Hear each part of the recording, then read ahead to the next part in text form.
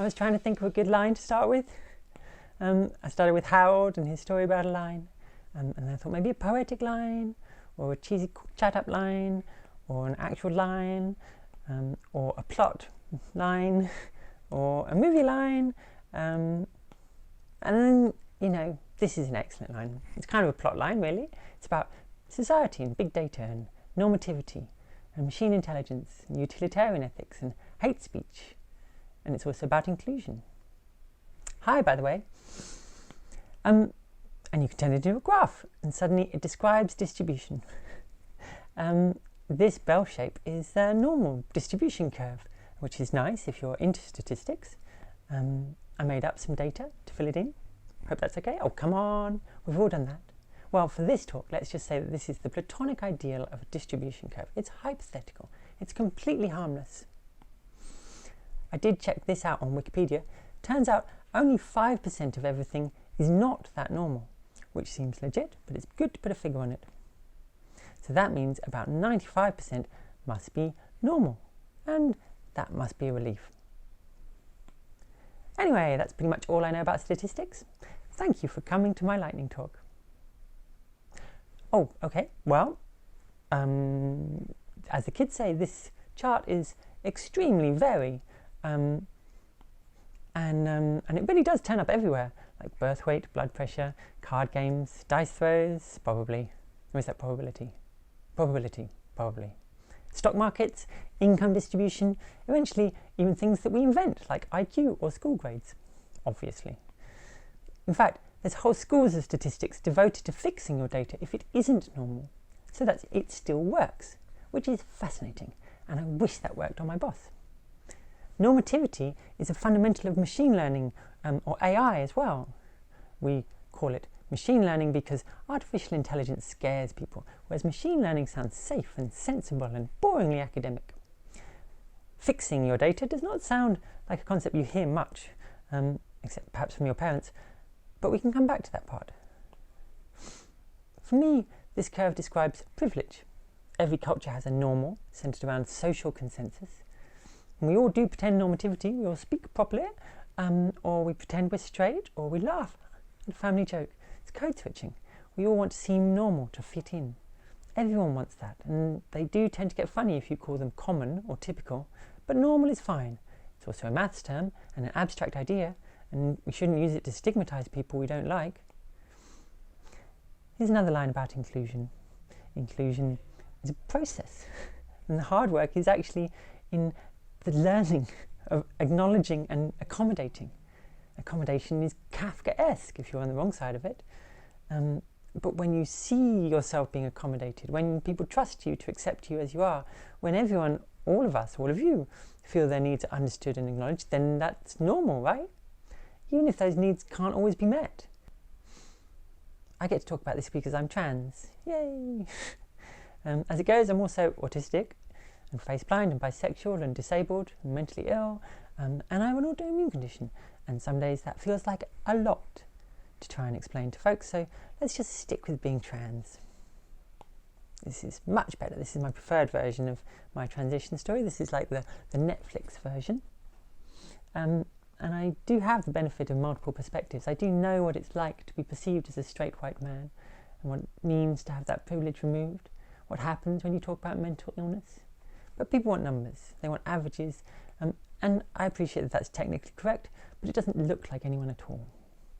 So the least normal person appears to be someone who is normal, and our graph can't look like that if we had 14 or 15 dimensions of data. So I guess that's one way of saying that normal doesn't exist. And why? Like, no one else makes the world or runs the businesses. It's literally in our image. The rich and the powerful, that's you. It's in your hands. There are no gods of inequality, only humans. But that's awkward. Let's talk about cake again. Diversity is like sharing a cake. Inclusion is like sharing it equally. Equity is actually getting the cake. It's the tricky middle child. It's so neglected. That's kind of awkward too. Let's talk about machine learning. Recursive pattern recognition, or adversarial pattern recognition. It's all pattern recognition to determine for itself, the machine, what is common or normal. It's not magic, it's not conscious. It resolves boring analytical questions and finds new patterns and creates new types of data. And all of that uses data, and so to find the data we tend to go to the internet. At the internet we find sets of information to train and validate those models, but they tend to underrepresent, as you know, groups who fall outside of normal. No one can see when it's bad, even when you're the one being excluded. I mean, in science we have examples like autism, which was assumed to be at a ratio of 9 men for every 1 woman until the mid-90s. And research funds expected that to be factored in. But then the errors proved that the ratio was wrong, so they were corrected. And that's in science. So, normativity. Here's an example. It's an easy example from a project of ours that I love. The Quick Draw is an experiment from the team in New York that they built a few years ago that uses a neural net, which is machine learning, to learn what an object is and to recognise it as you draw it. And as you would assume, it gets better and better at that the more people draw and the more drawing it gets. And after a few years of that, it had millions of drawings to learn from. So when you've got 1 million bananas, or hundreds of thousands of bananas, and you're asking humans in at this stage as well to correct them, those bananas begin to tell you something. Machine learning can show you that everything looks like a banana. Even bell curves look like a banana. Cats, slightly different. It's just that we're able to understand lots of different things as a cat, even if they're not that similar. So lots of things can represent a cat, and we have a very broad notion of catness that includes all the cats. Shoes, more tricky. Because most people like to draw one kind of shoe, it becomes possible for the machine to create ideas of what a normal shoe looks like. And that means it begins to exclude abnormal shoes, like these ones on the right, which are my shoes, the ones I draw, the stilettos, obviously. And we use machine learning to find patterns that we would recognise, but they're looking for things that humans can't recognise, so we get those kind of results. They see the data honestly, but we ask them to discriminate like a human would because we want to understand the answer. And if we don't understand, we blame the machine. We ignore the elephant in the room, speaking as an autistic woman. Human history is a timeline of those kind of assumptions or common sense prejudices. But it turns out the sun doesn't go round the earth, and the colour of your skin does not indicate your intelligence, and that women should be paid the same as men. Once upon a time, these ideas were not actually a given. With regard to transgender people and the LGBTQ community, we've seen quite rapid change in our culture and what feels like common sense. But that isn't true everywhere. Even some of those last examples haven't reached the whole world. With internet data, we're talking about billions of opinions, not just ours.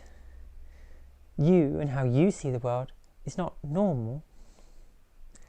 Inclusion has a consequential effect because it breaks down assumptions of normativity, and we're not built to do that.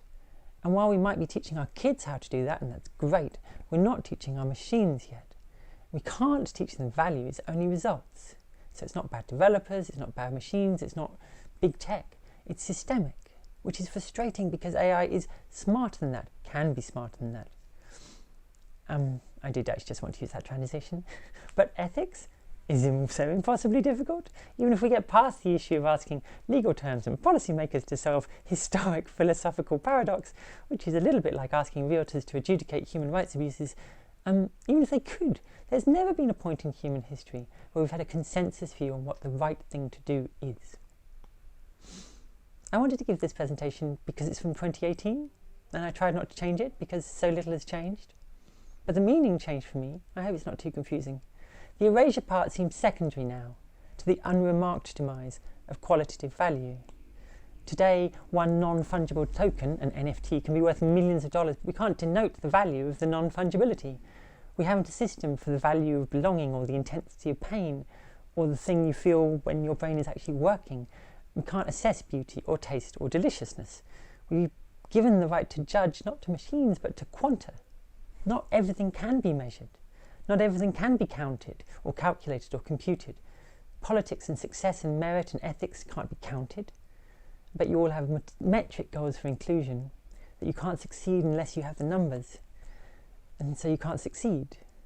We need ways to describe value in order for people to be included, for them to be valued.